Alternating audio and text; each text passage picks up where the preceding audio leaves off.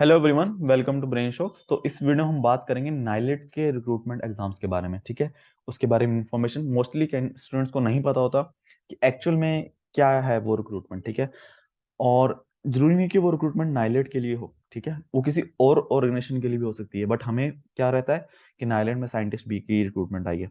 ठीक है, तो सबसे पहले हम देखते हैं, ये जो वेबसाइट है ये है ministry of electronics and information technology, इसकी वेबसाइट है। तो ये इसका ऑर्गेनाइजेशन चार्ट है। ठीक है, तो यहाँ पे देखते हैं। ठीक है, तो ये सारी इसके अंदर ऑर्गेनाइजेशन हैं।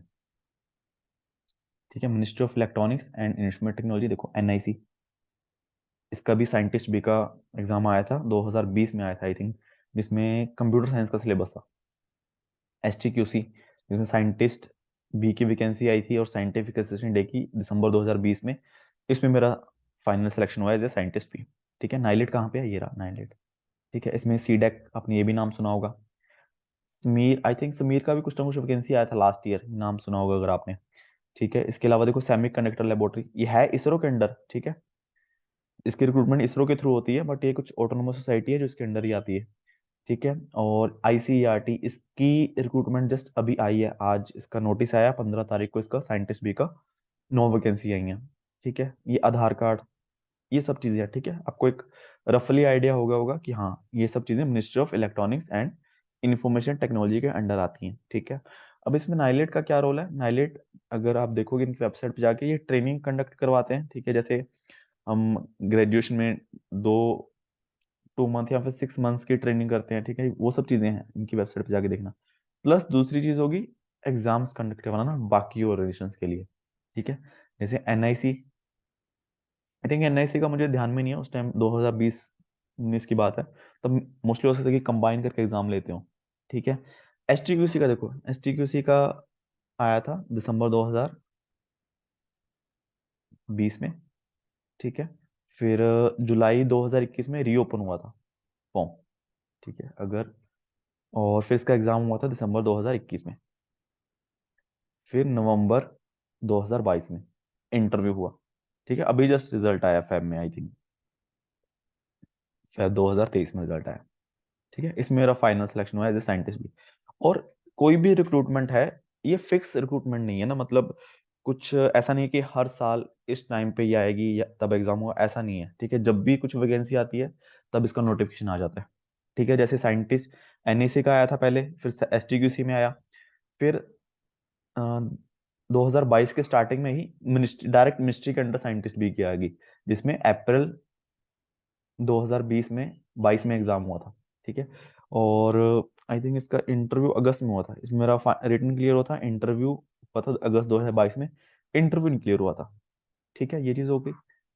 तो इसलिए फिक्स तो कुछ नहीं है। और नाइलिट में ही एक और रिक्रूटमेंट आई थी, जिसमें काफी सारी साइंटिफिक असिस्ट, साइंटिफिक टेक्निकल ऐसा कुछ करके, जिसमें वैकेंसी थी, साइंटिस्ट भी नहीं थी। वो भी चल रहा है, उसका फॉर्म वॉर्म भरा हुआ है, अभी तक एग्जाम का कुछ आता पता नहीं है। ठीक है, इसके अलावा आईसीईआरटी की आने वाली है अभी, जो 15 तारीख को नोटिफिकेशन आएगा। ठीक है, ये चीज समझ आ गई।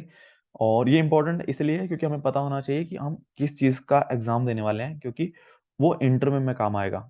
हमें सिर्फ नाइलेट पता रहता है, और इंटरव्यू में जैसे मान लो कि मैंने एसटीक्यूसी का एग्जाम दिया उस टाइम पे, ठीक है, क्लियर भी हो गया, जब तक एग्जाम रिटर्न क्लियर भी हो गया, उसके बाद तक मुझे नहीं पता था कि ये एसटीक्यूसी का है। ठीक है, मुझे तो सिर्फ यही नाम था, नाइलेट पता है, क्योंकि नाइलेट की वेबसाइट है, हम नोटिफिकेशन में हर जगह नाइलेट नाइलेट लिखा हुआ है, एक जगह एसटीक्यूसी लिखा हुआ है। ठीक है, तो वो पढ़ा, उसके बाद पता चला कि हाँ, एक्चुअल में ये वैकेंसी तो एसटीक्यूसी के अंदर है। और ये भी है कि इंटरव्यू से पहले तो एटलीस्ट पता होना चाहिए, क्योंकि इंटरव्यू में तो पूछेंगे कि आप एसटीक्यूसी के लिए रिक्रूटमेंट इंटरव्यू देने आए हो, तो पूछेंगे कि एसटीक्यूसी क्या है। वहां पे नहीं पता होगा, दिक्कत हो जाएगी, क्योंकि हमारे दिमाग में तो वही होगा कि हम तो नाइलेट के साइंटिस्ट बी के लिए इंटरव्यू देने आए हैं।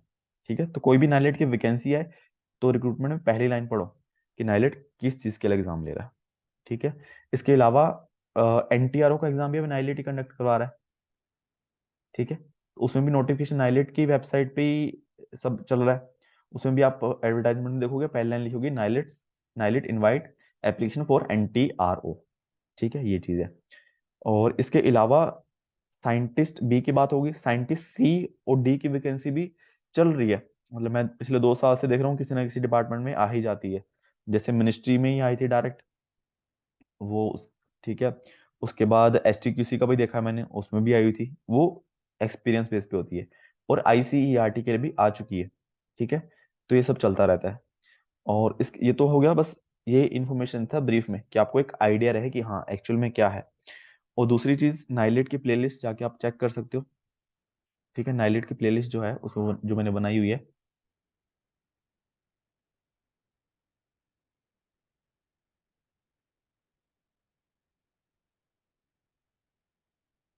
ठीक है। उसमें आपको साइंटिस्ट बी में जो STQC वाले पेपर थे वो तो दोनों मिल जाएंगे। ठीक है। और साइंटिस्ट और एप्टीट्यूड के काफी क्वेश्चन मिल जाएंगे। ठीक है। नॉन टेक के जो साइंटिस्ट C और D है, इसके मैंने एप्टीट्यूड, रीजनिंग और बेसिक मैथ, ठीक है, ये आपके साइंटिस्ट भी में काम ही आ जाएंगे नॉन टेक। आपको आइडिया हो जाएगा क्या है। ठीक है ये। और जो रिक्रूटमेंट आई थी, सिलेबस वगैरह वो सब चीज डिस्कस की हुई है। ठीक है। बट सिलेबस जो है, हम मोस्टली 2-3 सालों से तो STQC और मिनिस्ट्री का तो फिक्स ही था। NIC का कंप्यूटर का सिलेबस था। ठीक है। तो इसलिए जो भी एडवर्टाइजमेंट आया एक बार सिलेबस जरूर चेक करो कि हाँ सिलेबस क्या है, एग्जाम पैटर्न क्या है, रिटर्न का वेटेज क्या है और इंटरव्यू का वेटेज क्या है। ठीक है। वो चीज हम डिस्कस करेंगे डिटेल में जब इसकी 15 तारीख को आएगी। 15, आई थिंक 15 फेब को लिखा हुआ है ना, जिसमें 9 वैकेंसी है। अब 9 वैकेंसी लिखी हुई है, अब हमें ये नहीं पता कि उसमें कंप्यूटर की कितनी है और इलेक्ट्रॉनिक्स कितनी है। ये भी एक चीज है। ठीक है। तो हम देखेंगे 15 फरवरी 2023 को। ठीक है। इसके अलावा कुछ भी डाउट हो तो नीचे कमेंट कर सकता है, और वीडियो से कुछ इन्फॉर्मेशन मिली हो तो प्लीज वीडियो को लाइक करना एंड चैनल को सब्सक्राइब कर देना। Thank you so much.